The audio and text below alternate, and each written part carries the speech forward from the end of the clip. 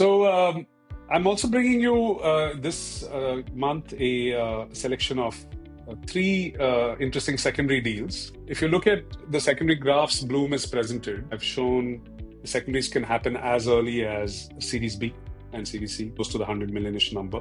And then they can happen as late as pre-IPO, which is, of course, the last step before the company goes public. And then we don't need to cover that in a private secondary, then there's trading on the stock exchange per se. And I think two of them fall into that bucket today. So we have both extremes today. We have a company which is pretty much raising one of its biggest institutional rounds post the Series A, Wiom. And then we have two companies, Infinity and Fractal, which are both, I think, on the path to going public. And therefore, you're beginning to see hands turn. So the old investors are selling parts of their stake, and people who want to have a chunk of a public company, which they might not get at the IPO, are basically being clever and they're picking up their stake at this juncture. So this is the classic playbook for secondaries, and yeah, I'm glad we built a framework for all of you to understand, and these fit perfectly into that framework. So the first one, which I know the least about as a company, Infinity FinCorp. It's a leading MSME-focused NBFC, and they do small ticket lending for underbanked tier 3 towns. And they basically were, I think, held by, amongst other investors, a fund called Indium. And Partners, which is a giant Swiss firm, operates out of Singapore for the Asian region. Basically, Partners does big ticket deals. They don't like doing small deals. So check this deal out. It's a massive $230 million deal. So almost 2,000 crores. And only 600 of it is primary, right? So 600 crores of primary, 350 crores of secondary.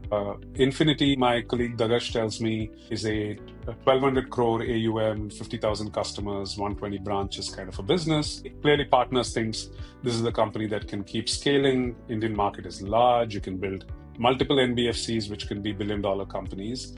And while their AUM is still doesn't look gigantic, they're obviously buying for the headroom for growth and hoping that someday this company goes public. That's my read. Maybe not in the next year or two. I don't know enough about it, but that's the path they're buying into. So that was the Infinity FinCorp. Big ticket, as I told you, almost 2/3 of the deal, no more than 2/3 of the deal, secondary.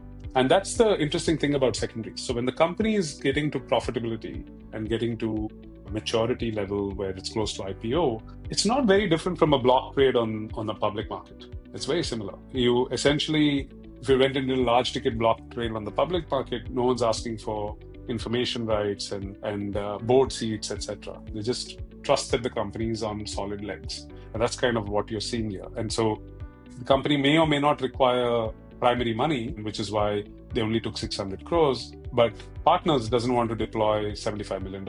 They want to deploy $200+ million. So then they go and clean out a whole bunch of secondary. Not very different from what happened to our Spinny stake last month when I told you about it. There was almost $170 million, but only 125 was primary. The company didn't want to take more capital than that at that price. So the other 45 became available for secondary, and Blume got close to half of that. So it's exactly how this played out as well. Fractal Analytics, man, this is a great story for the Mirchandani family. Not to embarrass them, but Sasha and his dad were early investors in this. Sasha, co-founder of Mumbai Angels and the founder of K Capital. And, before Blume started, I remember distinctly as a part of Mumbai Angels, we were sitting in one of these Angels offices, and Shrikant, was the founder, Velamakani, was actually pitching us and saying, put money at 10 crores or 12 crore valuation. And for some strange technicality reason, we couldn't actually invest. We loved him and his pitch. That particular round for sure, MA missed out. And what is the transaction ticket size and valuation right now? $170 million of secondary at 2.44 billion. That's how valuable Fractal is today. What a story. That was 15 years ago.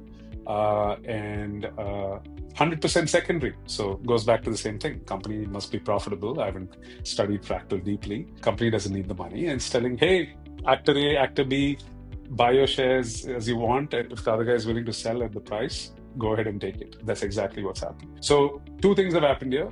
There's liquidity to early backers. You're signaling strong investor confidence before the IPO. And you've set a pricing benchmark. And it's a phenomenal milestone for what's actually a company that started in a humble, horizontal SaaS play and now is a benchmark for AI analytics globally. So very, very proud of Srikanth and his team for having taken the company to this scale. After those MA rounds, by the way, I don't think they took money till they reached like $500 million in valuation. So for folks who want to understand more about Fractal, because it feels like an obscure B2B company, Sajid hosted Srikanth in season 1 of the Blume podcast. It's a great refresh for anyone who's waiting for the Fractal IPO. So you will get a glimpse of who Srikanth was 3 years ago when that episode was recorded and where that company has reached today in terms of scale and size. And you can accordingly perhaps bid for the IPO shares. And here's the other interesting thing. One seller, Apax Partners, big private equity firm, global, sold 6%. That 170 million by 2.44 billion is about 6%. Partially exited, probably keeping a lot of upside for the IPO and beyond. Right? They're not in a hurry. They probably are making more than the principal that they put into this company. So they're cashing out a little bit of the chips, but keeping a lot to ride on the upside. And on the other side of the table, I thought it was also interesting. We have 3 funds, White Oak, Gaja, Neo, which are a mix of traditional private equity and folks are probably buying these as pre-IPO positions and picking up a chunk of the company.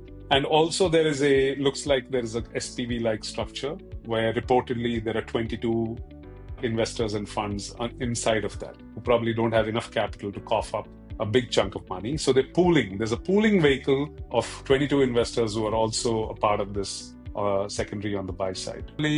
It becomes meaningful for a micro VC even if the company gets to 100 million.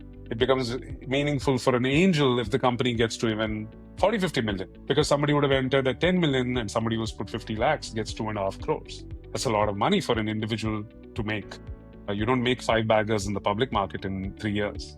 So the heuristic for who sells when can be different for everyone. And so interestingly, there was an example in a Blume Founders Fund company this month. So we thought, let's share it with you because it's public news. I'm not disclosing anything confidential. Wiom Internet, right? Affordable broadband in non-metro India, riding on the digital public infrastructure policy of PM Vani. So fascinating company. We couldn't match the price. We missed the core check. We really liked the founder and the proposition. So we put a small check in from the Founders Fund. This was about a couple of years ago, 1.5 years ago. Got a lot of love. Bertelsmann, Axel, Process, ProMaft, RTP. Huge round, right? And so when you have like 5 biggies who have never been on the cap table, RTP was a legacy, the lead investor at Series A.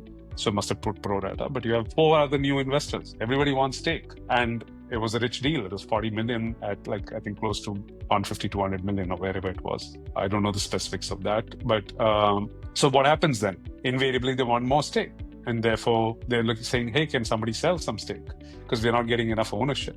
And we want to buy a little bit more. So if somebody's playing 8 million or 9 million, of course, he'll buy another million at a discounted price. And that's exactly what happened. So 90% of the deal is primary, 10% is secondary. And the secondary is a fund called Oxano Capital. And even they didn't have to sell the whole thing. They only partially sold. Because Oxano is not an angel, it's a micro VC and says, hey, I made a decent bunch of money, but not enough to be able to like return my fund or give a big chunk of the fund. And the company's just getting hot. And it's a 200 million. And this founder is, so impressive. I think he can build $1 billion company. So I will wait till the next round and then take the rest out of it then or after that. And so he's done a partial exit. Playbook, textbook, everything we put in those small secondary frameworks, all of it has come true in this business. So the idea of discussing secondaries is precisely this. There's so much creativity and the secondary market is going to keep buzzing ad infinitum as well. I mean, if you thought the M&A momentum has started, I think the secondary momentum is going to continue for a very, very long time and more exciting structures. It's financial structuring. It's market. It's, proximity to IPO market. So all of those heuristics play into how a secondary market plays out and exciting times for both liquidity options, the kind of players that are in this market. If you remember, we covered multiples last month. I don't think we've drawn attention to the purported Kedara transaction, but we'll bring that to you as well as we have more information. And I know we have one in the works, so hopefully next month, if our secondary closes, we will talk to you more about what we pulled off in the secondary market. Yeah, and not all of these are publicly available, so whatever comes to my attention, I will bring to the viewers of this little monthly commentary that we do. So I hope you enjoyed the secondary piece. I'm excited about, all of these ideas. I'm a financial structuring guy at heart. So when I see the volume and the variety of secondaries, it truly gives me pleasure to say that the market is maturing towards a path to public market. Thanks for listening in, and see you next month.